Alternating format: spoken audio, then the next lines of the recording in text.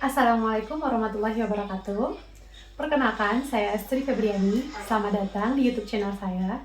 Kali ini saya mau sharing sama parents semuanya tentang sensory activity dan manfaatnya untuk perkembangan anak usia dini. Sebelum kita mulai, jangan lupa untuk klik tombol like dan subscribe, serta nyalain tombol loncengnya ya.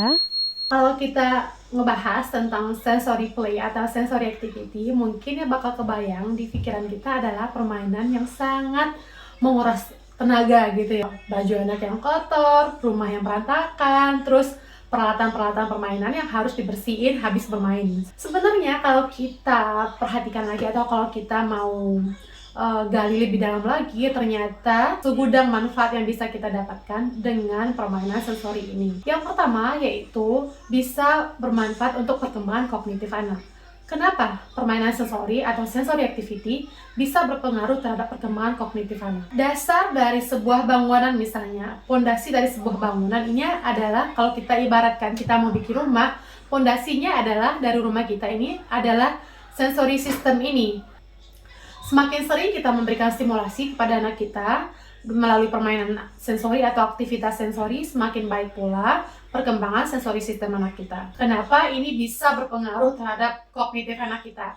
Kita ambil contoh ketika anak kita newborn yang masih bayi, kita mandikan atau kita ajak dia untuk mandi gitu.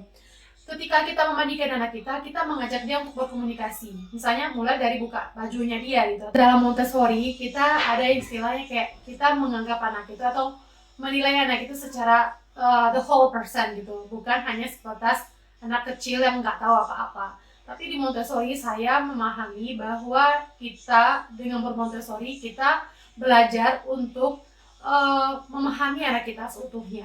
Jadi misalnya dengan kegiatan mandi tadi, ketika kita mau mandiin anak, pastinya kita bakal buka bajunya dia dulu kan gitu. Nah, dari sini kita bisa mulai aktivitas sensori dengan apa? Dengan mengajak anak kita untuk berkomunikasi. Kita tanyain dulu nih ke dia. Kita minta izin dulu sama dia. Oke, sekarang kita mau mandi ya sayang. Mama bantu ya buka bajunya. Nah, ini berarti kita udah memberikan stimulasi atau stimulus terhadap sensori anak kita. Sensorinya apa di sini? Sensorinya adalah terhadap auditorinya anak kita. Dia mendengar sesuatu kata yang baru yang diucapkan oleh orang tuanya dia gitu. Yang nantinya semakin sering kita mengajak dia untuk berkomunikasi seperti ini, berarti semakin banyak kata yang bakal diserapnya dia. Dan ini tentu bakal berpengaruh terhadap cognition-nya anak kita, seperti itu. Nah, setelah kita minta izin ke dia, oke, sekarang mama udah buka bajunya. Sekarang kita coba dulu airnya ya. Coba mama kasih nih airnya ke kamu. Mama taruh airnya ke kaki ya. Terus dia nangis misalnya. Kenapa dia nangis? Oh, mungkin airnya terlalu dingin sama dia gitu. Kita bisa juga mengkomunikasikannya sama anak kita. Oh, kamu nangis ya. Oh, airnya terlalu dingin untuk kamu. Oke, berarti mama tambah dikit lagi ya air hangatnya, biar airnya pas gitu. Nah, ini juga berarti kita mengajak dia untuk berkomunikasi, ngasih impuls terhadap auditorinya dia. Terus kita juga ngasih rangsangan terhadap apa? Taktilnya dia, peraba-perabanya yang ada di kulitnya gitu. Dia merasakan ada rasa dingin, terus dirasain, itu langsung kan berarti dirasain. Terus kita kasih tahu, oh ini namanya dingin. Baru lagi nih ilmu yang diserap anak kita. Oke, ini rasanya dingin kayak gitu. Selanjutnya kita tambah lagi kan air hangat ke dalam baknya dia. Terus airnya udah lumayan hangat. Terus kita coba anak kita untuk mandiin lagi. Lalu dia oke dengan air itu. Oke, sekarang kamu nyaman ya sama airnya. Ini tadi mama udah nambahin air hangat ke dalam bak mandi kamu. Ini namanya airnya hangat gitu. Jadi dia nangkap lagi. Tadi aku rasain dingin namanya. Oh, dingin gak enak rasanya. Dingin banget. Tadi aku nangis gitu. Terus ini mama bilang airnya hangat. Oh, hangat rasanya seperti ini gitu. Jadi banyak yang diserap anak kita, bukan hanya sekedar bahasa, tapi kita juga menstimulasi taktilnya dia, perabanya dia gitu. Nah, inilah kenapa reasonnya sensory activity ini bisa berpengaruh terhadap perkembangan kognitif anak kita. Dan selanjutnya kita lanjutkan ke poin nomor 2. Poin nomor 2, manfaat dari permainan atau aktivitas sensori adalah mampu melatih gross motor skill dan fine motor skill anak kita. Dengan aktivitas sensori ini, kita bisa memberikan stimulasi, membantu perkembangan gross motor skill anak kita yang melibatkan apa? pergerakan seluruh anggota tubuhnya dia. Seperti apa? Contohnya, seperti berlari, merangkak, berjalan, melompat, itu melibatkan gross motor skill-nya dia gitu. Dan fine motor skill, contohnya apa? Ketika anak meraba sesuatu. Misalnya anak kita udah mulai di tahap MPASI, dia pengen mencoba memegang sendok sendiri, udah nggak mau lagi dia suapin mamanya, terus dia mau lah pegang sendiri. Itu ketika dia megang sendok, itu melibatkan apa? Fine motor skill-nya dia gitu. Berarti dengan banyak aktivitas sensori yang kita berikan kepada anak kita, secara nggak langsung kita juga menstimulasi perkembangan fine and gross motor skill anak kita. Lanjut, yang ketiga, apa sih manfaat aktivitas sensori untuk perkembangan anak usia dini? Yang ketiga itu adalah membantu perkembangan bahasa anak kita. Ini relate banget kan sama contoh yang pertama, di poin pertama yang saya kasih tadi. Ketika kita memandikan anak kita, ketika kita mengajak dia untuk komunikasi, dia menyerap bahasa yang disampaikan oleh orang tuanya. Ketika kita membahasakan emosinya dia, ketika dia nangis, kenapa dia nangis? Nangisnya karena air yang dingin, kita sebutkan, oh ini namanya air dingin. Kamu nggak nyaman ya dengan air dingin. Dia tahu lagi bahasa dingin, hangat, seperti itu. Dan misalnya ketika dia makan, kita membahasakan, oh kamu mau pegang sendoknya sendiri, oke nggak apa-apa, ini mama kasih sendoknya. Otomatis sendoknya kita kasih bukan sendok yang orang dewasa ya, kita kasih sendok anak bayi gitu yang bisa diraba atau bisa dipegangnya sendiri.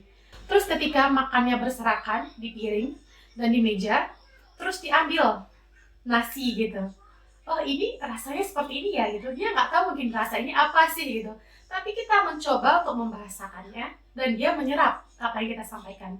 Oh ini namanya nasi, nasi ini rasanya lengket-lengket dikit ya. Nah ini yang kecil-kecil ini namanya ikan atau ayam.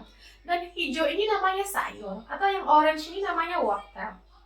Kamu suka kan makan makanan ini gitu. Jadi kita udah menstimulasi apa? Bahasa anak kita dengan menjalin interaksi dengan dia ketika dia melakukan aktivitas sensori. Itulah kenapa permainan atau aktivitas sensori bisa yang ketiga ini manfaatnya yaitu menstimulasi perkembangan bahasa anak kita.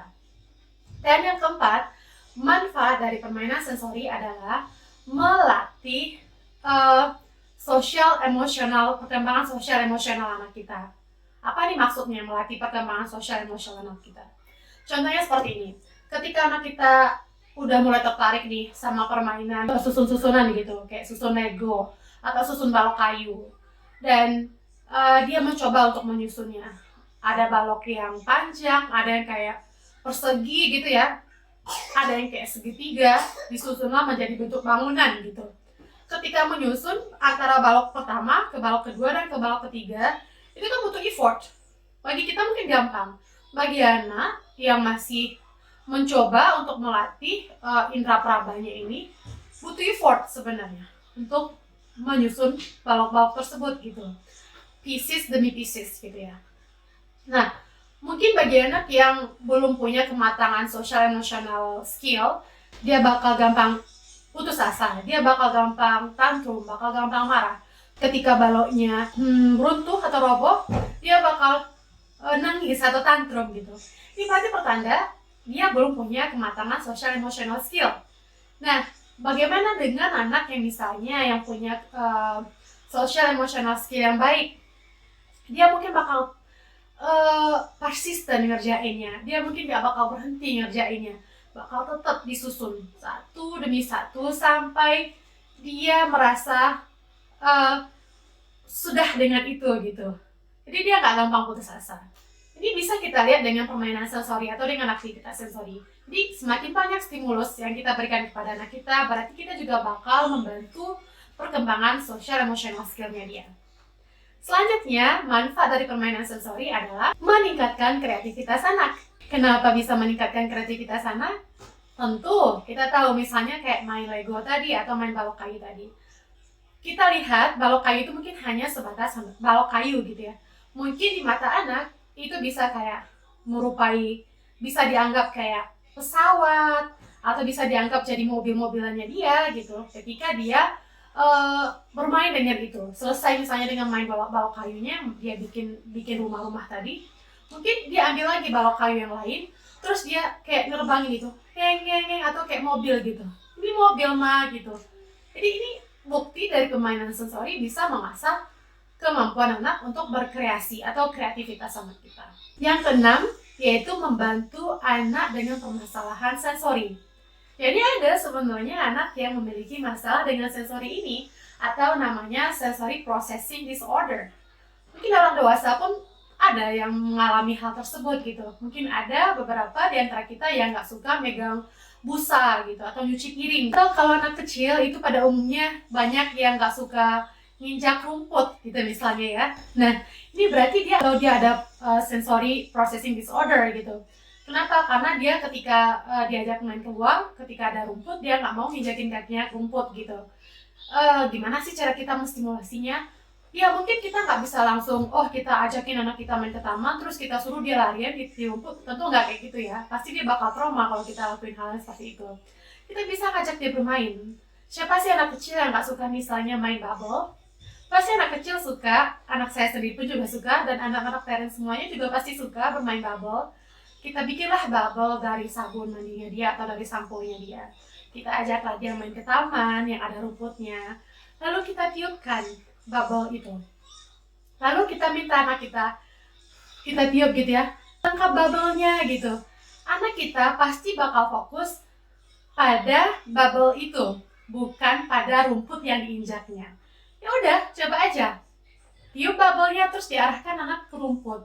Tanpa dia sadari ternyata dia sibuk mengejar bubble. Tanpa dia ketahui dia ternyata menginjakkan kakinya di rumput.